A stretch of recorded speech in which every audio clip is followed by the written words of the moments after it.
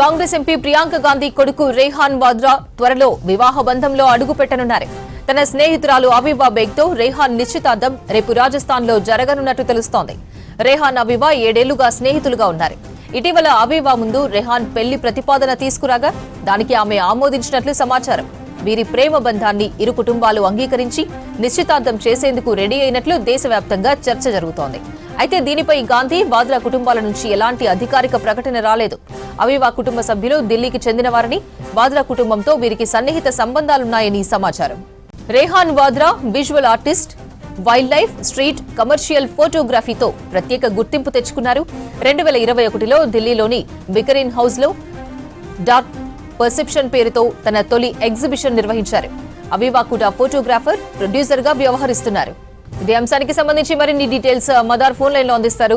మదార్, ప్రియాంక గాంధీ కుమారుడి ఎంగేజ్మెంట్ కు సంబంధించి డీటెయిల్స్ ఏంటి? ప్రియాంక గాంధీ కొడుకు రేహాన్ వాద్రాకు సంబంధించి ఒక ఇంట్రెస్టింగ్ న్యూస్ అనేది బయటకు వచ్చింది. అఫీషియల్ గా 2 కుటుంబాల నుంచి అధికారిక ప్రకటన అనేది కూడా రావాల్సి ఉంది. అయితే నిన్న రేహాన్ వాద్రాకు సంబంధించిన మ్యారేజ్ ప్రపోజల్ కు సంబంధించి 2 కుటుంబాలు కూడా, ఇటు తన స్నేహితురాలు అవివా బేగ్, అలాగే తను ఇద్దరు కూడా పెళ్లి చేసుకోబోతున్నట్లుగా వారి కుటుంబ సభ్యుల మధ్య తను అనౌన్స్ చేయడం కావచ్చు. దానికి 2 కుటుంబాలు కూడా ఆమోదం తెలిపినట్టుగా సమాచారం అయితే ఉంది.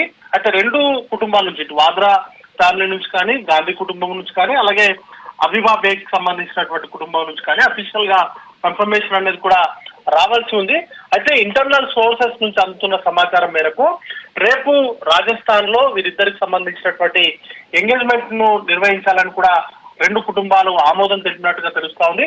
రేపు రాజస్థాన్ లోని ఒక ప్రాంతంలో వీరికి సంబంధించినటువంటి ఎంగేజ్మెంట్ అనేది కూడా చేయబోతున్నారు. దానికి సంబంధించినటువంటి ఏర్పాట్లు అయితే జరుగుతున్నాయి. ఇక పెళ్లికి సంబంధించి కూడా డేట్ ని త్వరలోనే అనౌన్స్ చేసేటువంటి అవకాశాలు ఉన్నట్టుగా సమాచారం అంతా ఉంది.